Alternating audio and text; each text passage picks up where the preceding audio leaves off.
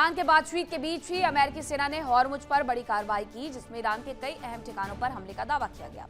अब आपको बताती हूं कि ईरान के खिलाफ अमेरिका ने आखिरकार क्या कार्रवाई की है। दरअसल स्ट्रेट ऑफ हॉर्मुज के पास अमेरिकी सेना का अटैक देखने को मिला है। बंदर अब्बास पोर्ट पर कई ब्लास्ट सुनाई दिए गए हैं और अमेरिकी हमलों से ईरान का एयर डिफेंस एक्टिव हो गया है। IRGC ने बंदर अब्बास में 3 धमाकों की पुष्टि की है और बंदर अब्बास के अलावा शिरिक और जास्क में भी ब्लास्ट हुआ है। ईरान की स्पीड बोट्स पर अमेरिका का अटैक देखने को मिला। लद्दाख द्वीप पर भी हमले में ईरानी स्पीड बोट्स तबाह हो गई हैं। इसके अलावा मिसाइल लॉन्च साइट्स पर भी कई अटैक किए गए हैं। IRGC के 4 जवानों के मारे जाने की खबर है। समंदर में माइंस बिछाई जा रही थी स्पीड बोट्स के माध्यम से, ये अमेरिका ने कहा और इसके लिए ही हमने कार्रवाई की है, ये उनकी तरफ से दलील दी गई है। अब अमेरिकी सेना ने हॉर्मुज के करीब ईरान के खिलाफ बड़ी कार्रवाई जो की, माना यह गया कि अमेरिकी सेना ने कई चरणों में इस ऑपरेशन को अंजाम दिया। इसमें पहले चरण में निगरानी और टारगेट की पहचान की गई। दूसरे चरण में टारगेट पर हमला किया गया है। MQ-9 रीपर ड्रोन और निगरानी विमानों से टारगेट की सबसे पहले पहचान की गई थी। इसी दौरान MQ-9 रीपर ड्रोन को मार गिराया गया है IRGC की तरफ से। अब समुद्री गतिविधियों और मिसाइल लॉन्च पोजीशन की पहचान की गई। इसके बाद प्रिसीजन गाइडेड मिसाइल और स्मार्ट बम से टारगेट पर अटैक किया गया। समंदर में माइंस बिछा रही नावों पर हमला किया गया। GPS गाइडेड वेपन से मिसाइल लॉन्च साइट्स पर अटैक किए गए हैं। अब आपको ये बताती हूं कि अमेरिका ने ईरान के खिलाफ ऑपरेशन में किन किन खतरनाक हथियारों का इस्तेमाल किया। माना यह गया कि इस ऑपरेशन में अमेरिका ने AGM-114 Hellfire missile, MQ-9 reaper drone और JDAM स्मार्ट बम जैसे खतरनाक हथियारों का इस्तेमाल किया। अब आपको इनके बारे में भी विस्तार से जानकारी दे देती हूँ। तो AGM-114 के बारे में सबसे पहले आपको बताती हूँ। ये हेलफायर जो मिसाइल है, अमेरिका के बेहद सटीक प्रिसीजन गाइडेड मिसाइल है। छोटी नाव, स्पीड बोट्स, सैन्य वाहनों के खिलाफ इस्तेमाल इन्हें किया जाता है। इसके अलावा लेजर गाइडेड और रडार गाइडेड वर्जन में ये उपलब्ध होती है। हेलफायर मिसाइल की रेंज करीब 7 से 11 किलोमीटर तक होती है। मैक 1.3 की स्पीड से टारगेट पर हमला करने का ये दम रखती है। करीब 45 से 50 किलोग्राम का वॉरहेड ये ले जाने में सक्षम होती है। अब आपको बताती हूँ MQ-9 रीपर ड्रोन के बारे में। ऑपरेशन में MQ-9 रीपर आर्म्स ड्रोन की भूमिका अहम है। अमेरिका का ये जाना माना हंटर किलर ड्रोन है। MQ-9 रीपर ड्रोन सर्विलांस और प्रिसीजन स्ट्राइक करने में भी सक्षम है और लगातार करीब 27 घंटे तक उड़ान भरने में सक्षम है। 50,000 फीट की ऊंचाई तक उड़ान भरने का ये दम रखता है। हेलफायर मिसाइल और स्मार्ट बम ले जा सकता है। अब JDAM स्मार्ट बम क्या है? ज्वाइंट डायरेक्टर अटैक म्यूनिशन इसका फुल फॉर्म है। स्मार्ट बम साधारण बम को GPS गाइडेड स्मार्ट बनाने वाली तकनीक और मिसाइल लॉन्च साइट्स और मिलिट्री पोस्ट को निशाना बनाने में यह सक्षम है। फाइटर एयरक्राफ्ट पर सटीक हमला करने का इनमें दम होता है और 15 से 28 किलोमीटर की ऊंचाई तक ये हमला करने में सक्षम होते हैं और इन सभी का इस्तेमाल इस दौरान किया गया बंदर अब्बास पर निशाना साधने के लिए। वही खबर यह है कि इजराइल पर गाजा का बड़ा हमला देखने को मिला है। इजरायली डिफेंस फोर्स ने रिहायशी इमारत पर अटैक कर दिया है। गाजा में ये बड़ा हमला किया गया है इजरायली डिफेंस फोर्स की तरफ से और गाजा सिटी के करीब स्ट्राइक कर दी गई है। ये पहली बार नहीं है, हमास के ऊपर लगातार कार्रवाई की जा रही है इजराइल की तरफ से और इजराइल एक बार फिर से गाजा में जो बड़ा हमला किया, अभी कल परसों में भी हमला किया गया था। ये हमले लगातार चलते जा रहे हैं। अब इजरायली डिफेंस फोर्स हिजबुल्लाह के साथ भी लड़ रहा है, हमास के साथ भी लड़ रहा है और ये पुरानी लड़ाई है 2023 वाली। ये कोई ईरान के साथ संबंधित लड़ाई नहीं है। इजरायली डिफेंस फोर्स ने रिहायशी इमारत पर जो अटैक किया, गाजा सिटी के करीब जो मिसाइलें गिराई, उसकी वजह से यहाँ पर हर चीज उजाड़ होती हुई नजर आ रही है। गाजा को लेकर के भी पीस बोर्ड बना दिया गया है और उस पीस बोर्ड के पीस कर देता है बार बार इजराइल इस तरीके से अटैक करके। अमेरिका का ये कहना है कि गाजा में एक लाइन खींची जाएगी जहां एक तरफ लोगों को शिफ्ट किया जाएगा तो दूसरी तरफ नवनिर्माण किया जाएगा, लेकिन वो नवनिर्माण के पहले विध्वंस वाली कार्रवाइयां ज्यादा वहां पर देखने को मिलती है। अब ये जो तस्वीरें आप देख रहे हैं, ये गाजा में वहां जो स्ट्राइक की गई है उसके बाद बदली हुई इमारतों की सूरत हाल है। इमारतें ध्वस्त नजर आती हैं, टूटी फूटी हुई नजर आती हैं और इतना ही नहीं, हमास का जो कमांडर बनाया गया था उसकी भी इसी हमले में मौत हो गई है। लेकिन इसके साथ साथ महिलाएं और बच्चे भी इस स्ट्राइक का शिकार हो रहे हैं। इजराइल ने कसम खाई हुई है कि हमास का एक आतंकी मार गिराएंगे, उसके बाद ही हम चैन से बैठेंगे और इस सब में मानवता हारते जा रही है। हर वक्त लोगों की मरने की खबरें बाहर से आती हैं। वहीं इजराइल का हमास पर एक और बड़ा हमला देखने को मिला है। हमास के नए कमांडर पर यह भीषण अटैक का दावा है। नया कमांडर मोहम्मद ओदेह पर हमले का दावा किया गया है। तो इजराइल हमास कमांडर पर भी अटैक करते हुए नजर आया है और नए कमांडर मोहम्मद ओदेह पर जो हमला किया गया है, बताया गया कि 11 दिन हुए थे पद संभाले नए चीफ बने थे, लेकिन हमास के नए चीफ को भी मौत की नींद सुला दिया गया है इजरायली डिफेंस फोर्स की तरफ से जो कार्रवाई की गई है।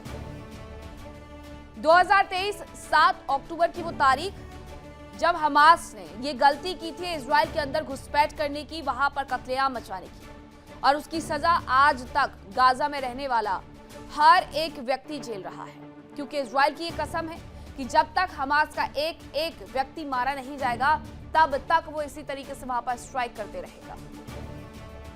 अमेरिका भले ही बोर्ड पीस बना ले, लेकिन उससे बहुत ज्यादा कुछ हासिल गाजा के लोगों को तो नहीं हो रहा है। ये दो खबरें अपने आप में बताने के लिए काफी है कि भले ही इजराइल का ईरान के साथ संघर्ष ना चल रहा हो, लेकिन हिजबुल्लाह और हमास के खिलाफ वो लगातार कार्रवाइयां कर रहा है। इसी तरीके से यमन में हूतियों के खिलाफ भी कार्रवाइयां कर रहा है, लेकिन रेड सागर में हूती इस तरीके का उत्पात मचाते हैं कि इजराइल कुछ वक्त के लिए तो पीछे हटता है, लेकिन फिर वही कार्रवाइयां शुरू हो जाती हैं।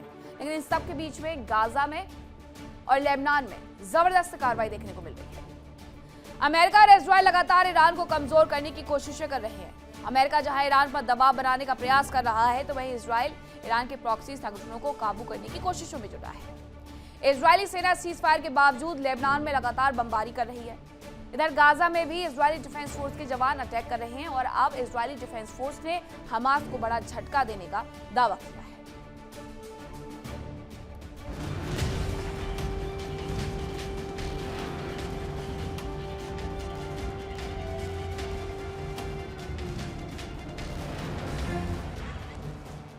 7 अक्टूबर 2023 को हमास के आतंकवादियों के हमले से शुरू हुआ गाजा में संघर्ष थमने का नाम नहीं ले रहा।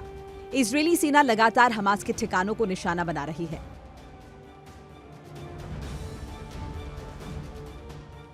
इजरायल ने गाजा में हमास के नए सैन्य प्रमुख मोहम्मद ओदेह को निशाना बनाकर बड़ा हमला किया।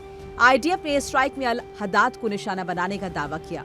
गाजा सिटी के रिमाल इलाके में हुए हमले में 3 लोगों की मौत, 20 लोगों के घायल होने की खबर है।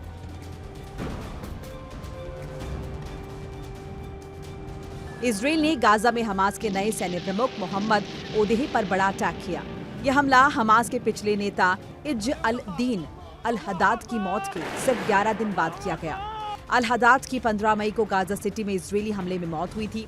इसके बाद मोहम्मद ओदेह को हमास की सैन्य शाखा और गाजा में संगठन का नया प्रमुख बनाया गया था।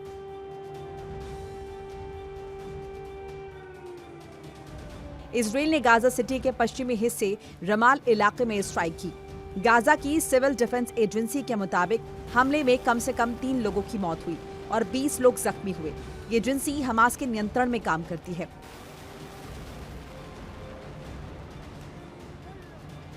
हमास ने फिलहाल तो इस मुद्दे पर कोई स्टेटमेंट नहीं दिया है, तो वहीं इजरायल ने भी आधिकारिक तौर पर ओदेह की मौत की पुष्टि नहीं की है। हालांकि इजरायली मीडिया रिपोर्ट्स में दावा किया गया है कि शुरुआती जानकारी के मुताबिक हमला सफल रहा और ओदेह मारा गया।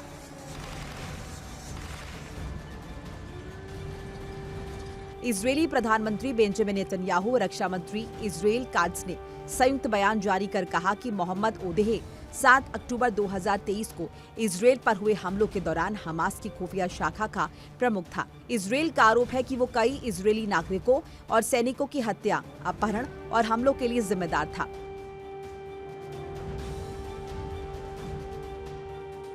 सऊदी मीडिया रिपोर्ट्स के मुताबिक ओदेह अल हदाद का करीबी सहयोगी था। उसने हमास के पुराने नेताओं मोहम्मद दीफ और मोहम्मद सिनवार की मौत के बाद संगठन को फिर से मजबूत करने में मदद की थी। रिपोर्ट में कहा गया है कि मई 2025 में सिनवार की मौत के बाद ओदेह को अल कसाम ब्रिगेड का नेतृत्व संभालने का प्रस्ताव मिला। हालांकि उसने शुरुआत में मना कर दिया था, लेकिन बाद में उसे ये जिम्मेदारी दे दी गई।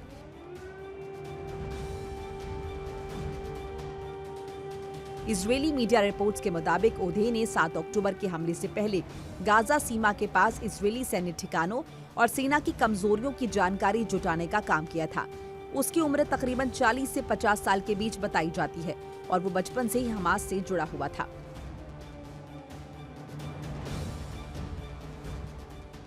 दावा किया जा रहा है कि इजरायल पहले भी कई दफा ओदेह को निशाना बना चुका है।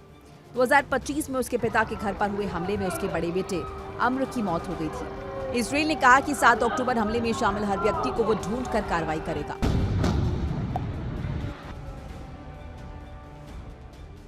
दरअसल हमास के आतंकवादियों ने 7 अक्टूबर 2023 को इजराइल पर अटैक किया था। आतंकियों ने जमीन, समंदर और आसमान से इजराइल पर हमला किया था। कई आतंकी तो पैराग्लाइडर्स के जरिए इजराइल पहुंचे थे।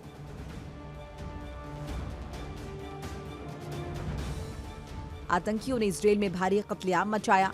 बताया जा रहा है कि हमलों में तकरीबन 1200 लोगों की मौत हुई और आतंकवादियों ने करीब 250 लोगों को बंधक बना लिया, जिसके बाद से इजराइल ने हमास के खिलाफ ऑपरेशन शुरू किया और फिलहाल इजरायली सेना लगातार गाजा में ऑपरेशन चला रही है और हमास के आतंकियों को खत्म करने का दावा कर रही है।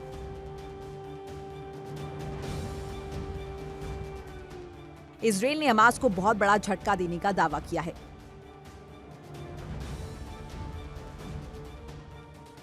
Bureau report, India daily. देखिए इंडिया डेली 24/7 अब आपके स्मार्ट टीवी पर। इंडिया डेली मौजूद है सभी डिजिटल प्लेटफॉर्म पर लाइव और लगातार। इंडिया डेली 24/7 हर दिन राष्ट्र को समर्पित।